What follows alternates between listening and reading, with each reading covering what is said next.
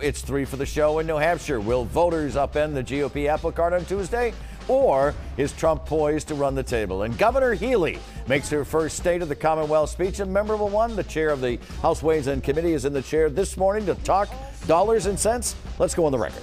From WCVB Channel 5, the inside word from Washington to Beacon Hill. Today's newsmakers are going on the record. Welcome to OTR, everyone. I'm Ed Harding, along with Newsletter 5's political reporter, Sharman Cicchetti. It's great to have you with us. As you can see, State Rep Aaron Michaelwitz is with us this morning, chair of the House Ways and Means Committee. He's sitting in the chair. The funding that Governor Healey needs for her priorities moves through his committee. Since 2009, he has represented the 3rd Suffolk District, chair of Ways and Means since 2019, lifelong resident of the North End, big-time Celtics fan. He's a graduate of Northeastern University. It's great to have you with us. Thanks for your time. Thank you for having me. Thanks for being here. Well, let's get right to it. You heard the governor's speech. Are tax hikes on or off the table to fund those proposals? To fund those proposals, tax hikes are, not on the table. I think the speaker said it best. We'd be schizophrenic by saying we would be lowering taxes one day and then raising taxes the next. So I think for now, we're going to have to look at those proposals. The governor gave a very aggressive agenda during her State of the State. It was great to see her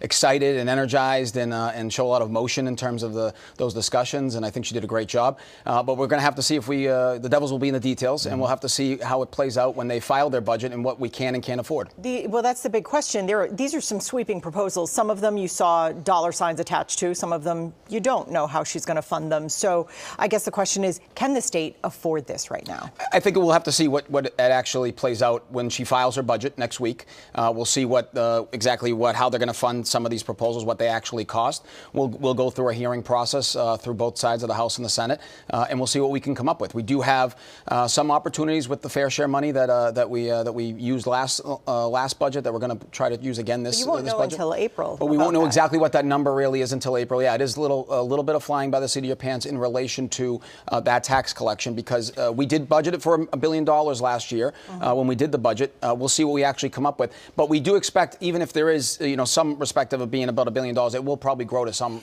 Well, let's talk about tax collections. They were overestimated by $1 billion. It forced the governor to cut $375, almost $400 million of programs and other line items. How did it happen, and how much belt tightening is needed?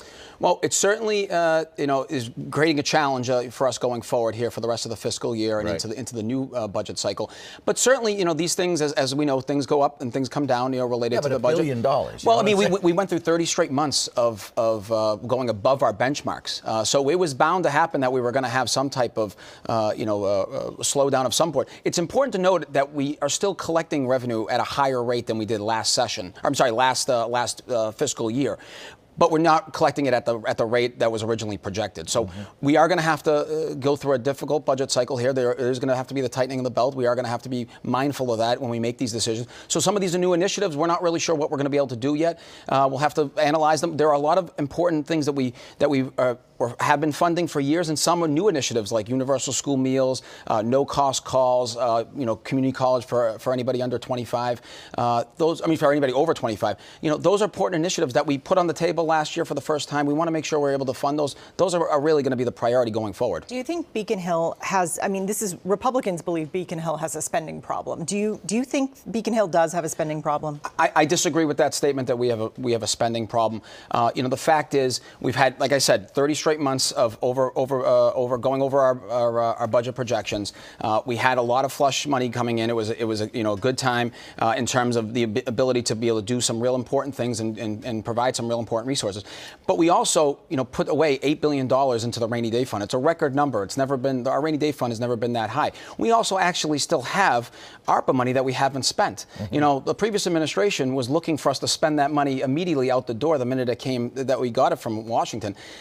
We were the mindset to hold on to it in case we needed it. We're one of the last states that actually haven't spent our ARPA money. So for us to say that we have a spending problem, I think is a little out of sorts in terms of the facts of where we are right now. So making Massachusetts, talking about the governor's speech, making Massachusetts more affordable was a major theme in her State of the Commonwealth address. She's pushing for passage of a $4 billion housing bond bill. It would make it easier for homeowners to build in-law apartments, for example, or it would let cities and towns tax high-dollar real estate sales and put that toward affordable housing. So what is the future of that? So they had the Housing Committee had the hearing this past week. It was a 10-hour, 11-hour hearing. I think it went deep into the night. A lot of people testified. A lot of people had interest in it. We obviously have a housing crisis. This is the first time we've potentially doing a housing bond bill, I want to say in 7 or 8 years. You know, 7 or 8 years ago, we were in a much different place in terms of our housing stock, our housing components back then. This is much needed, something we're certainly interested in doing. I think as we work through the process, through the legislative process, the bill will see itself through. It's going through housing right now. It would have to go through bonding.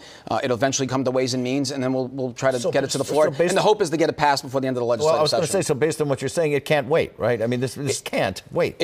We are in a housing crisis. It is probably the number one issue that I think many of me and my colleagues hear about when we're talking to our constituents. Housing is at the forefront of a lot of our minds. This bond bill will certainly help. It is not the cure-all. It is going to take some time. It took us years to get into this issue. It's going to take us years to get out of it. But we are making progress. I mean, the MBTA's Community Act is showing some progress in terms of zoning and allowing communities to be able to develop along transit-oriented housing. I think there are steps that have already been started, and I think this bond bill will actually take it to the next level. All right, an expansion in child care assistance and universal pre-K. That's another expensive, potentially transformational program that was pitched by the governor. Last week, she and Lieutenant Governor Kim Driscoll, they toured the Mystic Valley YMCA in Malden. Now, the goal of helping families is understandable, but where would the additional revenue come from for something like this? I haven't seen exactly, obviously, the governor's plan directly. We will probably see it, obviously in the budget that's filed next week. What about gambling revenue? Well, so yeah, I mean, one thing that we put on the table the last 2 years is to create online lottery, to allow our lottery to be competitive with other online measures like sports betting, and take that revenue and move it towards early education funding. We think it's a good component, an easy component to go through in the sense of, we've done education funding through our Chapter 70 funding through the lottery for years, for generations now. This is something that we think is an easy fix to some degree. The number of the revenue, I think, is still up for debate exactly how much it would be, but we certainly think it would go in the right direction in terms of allowing us to have some additional revenue accessible to us to take care of early education. Other states do have this available online, right? Yeah.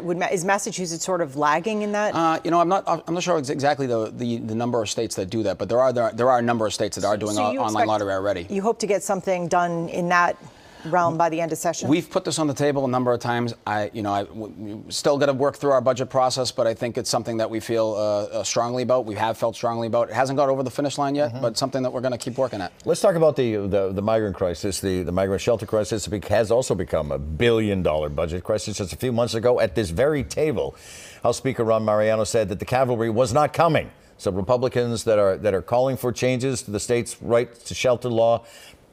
How do we navigate these very complicated and deep waters? It's a very complicated issue. Obviously, we're dealing with an issue that was created from Washington, that the states and the municipalities are having to kind of handle and deal with, and we are handling it. We are dealing with it. We're dealing with it in a compassionate way.